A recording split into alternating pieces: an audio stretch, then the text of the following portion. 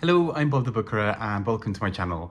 And today, with everything bookery going on, I wanted to talk about the 2009 Booker Prize. I quite like doing a project where every year of doing this project, I look back in 5-year increments to look back over previous prizes, just for the fun of it. And as a result, with it being 2024, recently did the 2019 video, I've done the 2014 video in the past, so 2009 is the next one. And you will also see me change t-shirt during this. This is partly, and maybe also regain some facial hair that I recently shaved.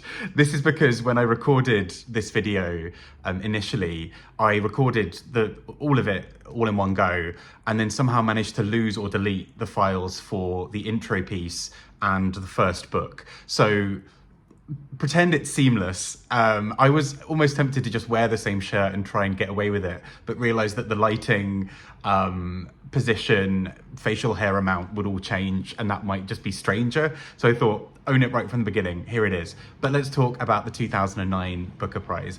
And it's worth stating right from the beginning that this was quite a strange prize, at least in terms of the shortlist, but a really important one for several reasons. Firstly, because of the winner.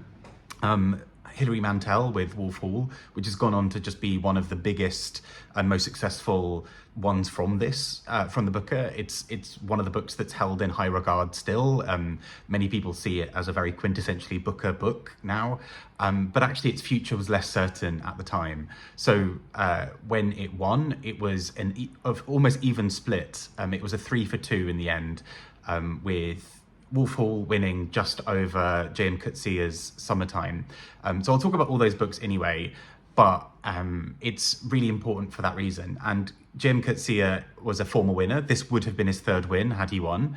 And A.S. Byatt was also in this shortlist, another former winner. And so what we see is that this prize already from the jump is one where the shortlist is pretty star-studded. And actually Hilary Mantel, despite having written many books by this point, was still not necessarily underground. I mean, she'd been longlisted for the Booker, she'd won various other prizes and been involved in them, but she hadn't had the recognition in this big way, in quite the same sense, I guess, and particularly not in a way that propelled her like this did, where Wolf Hall went on to be part of many other prize lists. It was also turned into a TV series. She also then won the Booker again for the next part in the series, and then was longlisted for the third book. So this was a big pivotal moment within her life and writing career. And she talks about it quite a lot in various other articles and bits that she's written as well, that this was this very strange moment. She'd also been a judge years and years before, which she credits with having made her win feel both very nice, but also something that she could take in sort of taking her, taking her stride. That's the phrase I'm looking for, because she basically knew that to some degree it's a weird version of a lottery about who wins and what happens. So all of that is to kind of give the backdrop to what was happening with this. She's not an unknown author by any means at this point, but this is before she's really had this big leap. So let's go and talk about Wolf Hall itself. So Wolf Hall by Hilary Mantel. I think when she spoke about when she initially thought of this book and how it came from this vision that she kept on having whilst thinking about Thomas Cromwell, and this idea of him right at the beginning of this book and where we start the book with him waking up, and him being basically told that by this voice that he needs to get up. And this sparked everything from there on within this book. It's about 600 or something pages long, and a lot of historical fiction is often treated in an interesting way. Some of it is definitely seen as literary fiction, and historical and literary fiction have been very big in Booker Prize winners in the past. But also historical fiction, I think, had what was seen as its market of, you read historical fiction over here, or you read these other books over here, and there's often a bit of a divide that's drawn. And Wolf Hall, I think, very comfortably satisfies both sides of that. And the book, as I mentioned, is Thomas Cromwell's life, and he's a figure who's not been written about in a major way, at least not as much as some of the other people who were around him at the time. And so the book is therefore automatically concerned with trying to dig up a life for him and really excavate everything around who he was. Often not necessarily inventing things per se, but creating a rich inner world for somebody about whom relatively little is known. And this is interesting as well because of his court politics and who he was. He's this figure who does not grow up in the nicest of circumstances. The book starts with him in this difficult situation with his father, where he has this really difficult relationship with him and where they don't have a great deal of money. And Thomas Cromwell emerges through as this incredibly bright person, but also somebody who's incredibly able to game the system and understand the intricacies of court politics. And that's, I think, especially where Wolf Hall as a book is just so strong. She's so able to understand the nuances of court politics and how Thomas Cromwell is maneuvering the pieces within that.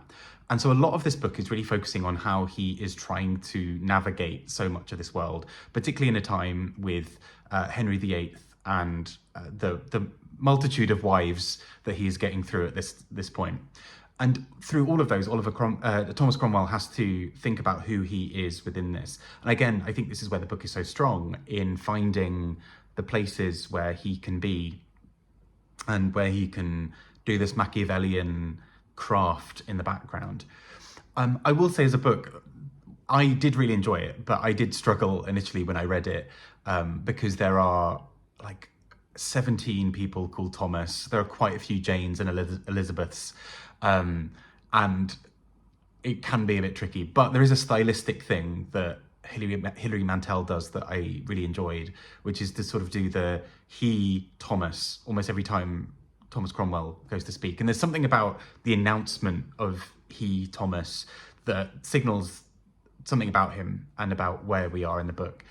And so I really appreciated that. I thought there's something very clever about the stylized form of this, but she also doesn't, I don't know, she doesn't fall too far into feeling like she has to convey every single nuance of that world, even though I think she delivers that really beautifully. Instead, I think she is very focused on telling this compelling story about court politics and just absolutely nails it to go through. And it's been so interesting, again, like I was saying, seeing the reaction to this book that almost didn't win, because I think it still would have gone on to have a great deal of success. But there's something about the way this book, having won, took on a new life that I think is really special. And we see that with a lot of winners of book prizes, but particularly the Booker. So someone like Bernardine Evaristo for After Girl, Woman, Other. There's something about the way that a big win like this can just elevate you to a point where you're then able to go and do other things that maybe you weren't able to do before. And so, although this wasn't my immediate favorite on the list, with the benefit of hindsight, it's so nice to look back on this shortlist and be like, and just think, yeah, of course this book is here. This book absolutely deserves that love. And particularly Bringing Up the Bodies, which is my personal favorite of the trilogy, I just think she's done some exceptional things with creating a world that is so readily available and accessible to us to jump into, but without sacrificing any of the reality or the plot or anything else within it as well. And now for a t-shirt change. Next up, we have one of our two former winners on this long list, on the shortlist rather, and that is A.S. Byatt with The Children's Book. And I struggled a little bit with her winning novel Possession. I still think it's really beautifully done. It just didn't fully connect with me. And The Children's Book, I think, connects with me slightly better. And it is a novel that is about several children, these sort of interconnected families. They are living in this really turbulent time around World War One, and particularly the kind of complications that come out of their lives are really fascinating, because we have these characters who have a sort of very public front and a sort of very different one behind the scenes, where we have a children's writer at the heart of the book, Olive, and she is not necessarily always able to live the same ethos perhaps that might exist in her books, and all around her, these lives are deeply complicated and rich, and this sort of very difficult tapestry of how everyone is connected and what is happening. But I think what's really just very special is for a book that is not sort of super long, but kind of, has like a decent length to it. It's a book that really brings together these sort of beautiful, intricate stories and is very plotted to the extent of sort of feeling like there are mysteries to unravel as you go through the list. And in some ways, the fact that a former winner is there makes Hilary Mantel's win feel even better, or even sort of slightly different. But I think there's something so magical about the quality of this book. There's a real writerliness about A.S. Byatt that I really enjoy. It feels very much like somebody is telling you a story and wants to sit you down sort of at their feet and tell you something really gorgeous, tell you this beautiful tale. And I think the way the novel unravels is just so beautiful. There are these little clues, there are lots of different things that weave together, and so this book didn't feel quite as long as it was. I just really enjoyed being told this story, and it's so masterfully done. There's a real sort of stylized quality to it for the book, because it has this sort of, it's intentionally trying to write to a different historical period, and I think really achieves that feel of the time. I say, having not been around during the Great War, but it strikes me as a book that kind of recaptures that feeling. Next up, we have J.M. Coetzee with Summertime, and I loved this. In fairness, I have loved pretty much everything by J.M. Coetzee that I've read. I think he's an incredible author. And this is one of those things where him winning this, and as I mentioned earlier, it was incredibly tight, would have made him the first person to win the Booker 3 times. First for The Life and Times of Michael Kay, next for Disgrace, and then potentially for this book. And Summertime is a really interesting one in several ways. And the reason this book I think is so interesting is because to some degree it's almost autofiction, but I think what elevates this over the other 2 books in the trilogy that this is part of is the way that it plays around with autofiction. So we do meet a character in the book who, for all intents and purposes, is J.M. Coetzee. However, there's something about the way that he is writing about his life as this external person. There's a kind of quality where he's engaging with writing about himself that makes it almost meta. There's a quality of him sort of reading something and disagreeing with it and agreeing with other parts and wanting to frame himself differently, or wanting to move other parts around and sort of edit the book essentially. And that means that you have this really fun quality of just this really sharp writing about a life that feels very real, but also feels that, like J.M. Coetzee is playing a massive trick on us all, that he is fiddling around in the background to give the illusion of this being autofiction, whilst also maintaining a very writerly stance that is divided from the audience, that is removed, that allows him to focus on something else.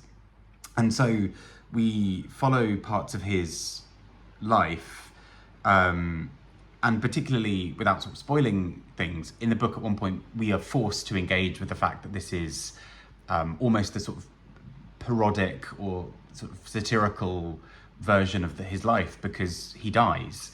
And so, because we're dealing with a J.M. Coetzee who is dead, we obviously have to engage with this book as being fiction, even if some of the qualities that the J.M. Coetzee in the book goes through are clearly not real, but could be based on parts of his life. And particularly the relationship he has with a woman in one part of the book makes me wonder, how much is this him sort of exercising this demon of wanting to write about this, but having the insurance of being able to duck out and say, well, actually it's not me, because this character dies and I'm clearly not dead. Whatever is happening, the trickery, I think, of this book makes this so powerful and fun for me. I mean, I already love his writing anyway, and I think this book is such an excellent example of just the quality of his writing, to be able to pull off a trick like this. It's so silly in some ways how he's able to do this. I almost hate him for how naturally he's able to pull some things like this off. But yeah, I think this is a brilliant book. And I think potentially, had this not been Had he not been a two-time winner by the time this shortlist came around, maybe he would have won a third time. We've still not had anyone win a third time. And actually, I'm not sure if he will for a while, but he strikes me as the kind of author who could, just because I think he's just so brilliant, and I think this book is an excellent example of that. Next up, we have The Quickening Maze by Adam Foulds. And this is a really wild book in many ways. It deals at its heart with the poet John Clare. And although typically from the start, if you were told that, that might feel like it would be quite a sort of fanciful, sort of literary book that focuses on the inner life of a poet and the kind of beautiful landscapes and everything else. This book is anything but. In many ways, it really took some turns that I did not expect. The book deals with John Clare, and particularly an idea of him potentially meeting Alfred Lord Tennyson, and did that ever happen, and all of these sorts of things. But at the heart of it, several characters are in various asylums for mental health and mental ill health and various other things. And the book sort of moves between these things, and it's a book that really at times feels like you're not quite sure what reality is going on around it. But also, a thing that really threw me in this, in a really good way, is sort of John Clare fist fighting people, like bare knuckle fighting people, which almost felt so unbelievable, but actually was seemingly there's a sort of reality to it. But it plays with this idea that John Clare, as a poet, but also as he saw himself as sort of man of the people, wanted to meet everybody and anybody, and particularly when he fell out of favour with various places or didn't have money or whatever else, he is sort of seen hanging around with various types, and particularly a group of Roma Gypsy people. And this is where he is doing this sort of bare knuckle fighting. And it's sort of wild, and all of this makes it sound almost like this book would be funny or whatever. And although it has its moments of levity, there's a real heart to this book, of kind of exploring this idea of what does it look like to be sane? What is sanity in a world that is perhaps not so sane itself? What does it mean to walk through the world and try and notice things that other people don't? And it does that, I think, without romanticizing sort of mental ill health. I think this book treats that very sensitively, but I think the book plays with these ideas of art and the artist, and who is the person behind that, but also these rich lives that can exist that aren't just a poet staring out of a window at some flowers and thinking about things, but indeed being part of the world and various other things. It's a wild book, but I see why this book made the shortlist, because I think it does something so distinctive and so different, and really took some turns I was not expecting, and had a real emotional core to it at the heart of it as well. Next up, we have The Glass Room by Simon Mawer. And this is a really quite staggering book in several ways. It deals at first with this artistic piece, The Glass Room, hence the title of the book. And that is this sort of modernist, experimental piece of architecture. And from the beginning, I wasn't quite sure what to make of that being a thing, but the book explores that in quite a fun way. It throws out this thing partly as a big plot point, but also almost as a red herring to everything else that's going on in the rest of the book. But this piece of architecture allows for these conversations about art and philosophy and who people are and all of these other things. But what's happening in the background is also particularly key, because that room sort of exists around 1929. And one of the people heavily involved is a Jewish man. And 4 years later, we see the Nazis come to power. And we start to see the changes that happen in Germany and sort of neighbouring countries at the time.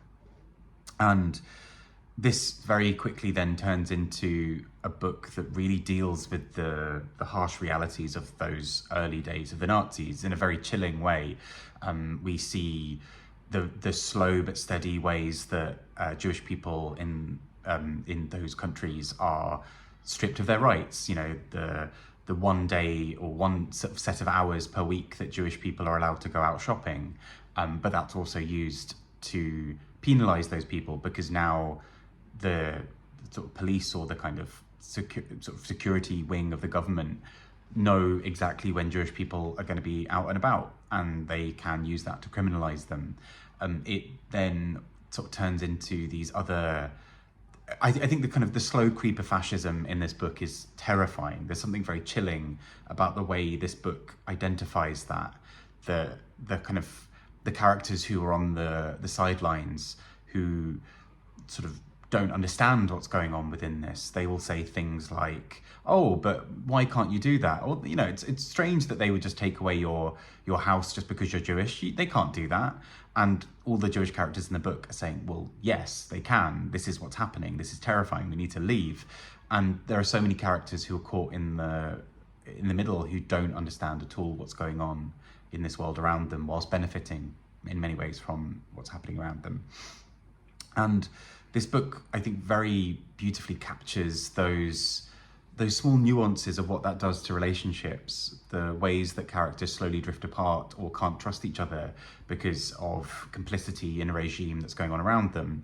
But equally, at the heart of it, there's this return to the idea of the glass room, a room that in theory allows these new futures and new possibilities, all of which are eclipsed by everything happening politically and socially around them. And so this book almost throws up this idea to some degree of what would happen if, this progress of all of these beautiful things, or these things that people are doing, were not stopped by everything that was happening soon after. But also at the heart of it, what does it do to a country, to a set of people, to have these things happen to them? And I just think it's a really well-observed novel, and deals with an important topic in a really powerful and sensitive way, but also allows for small intricacies. This isn't a book that tries to hit you over the head with the realities of what's happening to the characters. It slowly but surely introduces them and lets the dominoes fall. And I think that's what makes this book that little bit more chilling. And last but not least, a very different tone, Sarah Waters' The Little Stranger. And I'm relatively new to reading Sarah Waters. The Booker Project has forced me to read a few of hers, and I've been very happy for that. And The Little Stranger, I really enjoyed. I think this book is really beautifully done. It focuses on this big estate that a family have, this sort of big landed estate that is often visited for... by sort of school trips and all those sorts of things. And we start the book by hearing about a character called Faraday, who's a doctor, and he is visiting this house for the first time in many years. He first visited when he was a child, and he cut this there was a sort of an acorn design made of wood in the sort of skirting boards or whatever of this place. And he uses a little knife to cut out one of those little acorns, and he keeps hold of it. And years later, he's able to visit the place again and see it and see how things have changed. And particularly, we start to see the changing fortunes for this family. When Faraday first visits as a child, this is an opulent place that is well looked after and well renowned. Him going I think it's about 20, 30 years later, the place is now slightly more run down, and there's a complaint that they're not able to keep maids for very long because these maids are doing a lot of work because there are so few staff there. The reason there are so few staff is because they can't afford the upkeep of having lots of staff. And that is because their own personal fortunes are dwindling. I mean, it's a book that reminds me a lot of The Remains of the Day, for that same idea of faded glory of this giant house and the estate and the family that's around it. But what I think then elevates this book further is what it does with that idea. There's a moment in this book where a lot of things change, and there's a big tragic event that happens. And within that, things very quickly start to change. The fortunes of the family fall even further. Various characters in the book start to think that they see things or that they're cursed. And this hints at this title, The Little Stranger, where several characters are convinced that there is a ghost or some kind of spectre or spiritual thing happening within the book. And the book is fairly open-minded to it for the most part, as in it allows the belief that it could be a ghost, or that it also could be the character's own paranoia. And it plays with this idea. And despite being about 500 pages, I whizzed through this book. I thought it was so compulsively readable and so beautifully written. It just has a real joy to it. There are these observations of looks between characters or the ways that characters interact with each other that I thought was so well observed and so clever. And I just love it. It just reminds me of why Sarah Waters is the beloved author that she is, because this is just such a fun romp whilst also being a deeply moving story about sort of changing fortunes and what that can look like for a family. I just think it's really well done. And so that takes us to the end of the shortlist. And I have my own personal choices. It's fun looking back 15 years later, because looking back now, you wouldn't not have Wolf Hall as the winner. It just feels like the right choice because that book has gone on to have such a life beyond this prize and beyond everything else. Sort of like with Girl, Woman, Other, where actually at the time it wasn't a dead cert for the win. It was, a relatively unknown book. Wolf Hall, similar-ish, it had its lovers, but it wasn't the sensation that it went on to be. And this is exactly where I think prizes like this can do wonders for authors' careers. And particularly now, as I said, Wolf Hall feels like the right choice. I am not surprised that Summertime was the book that was sort of almost won. That was the highest in contention apart from Wolf Hall, because I think that book is exceptional as well. I think that's a really fun book in terms of playing with notions of truth and fiction and genre and various other things. I think it's a brilliantly done book. I would personally have that as my top choice. I think if it wasn't, if the winner were not either of those two, I would probably have Sarah Waters with A Little Stranger. I really enjoyed this. I think from what I've seen from people, it's not everyone's favourite Sarah Waters. I think most people seem to prefer other books of hers. But I still think this is a really solid and beautiful book, and I would have loved to have seen it win as well. But I think Wolf Hall is the choice and makes the most sense. And it's so great to see what life it's gone on to have ever since as well.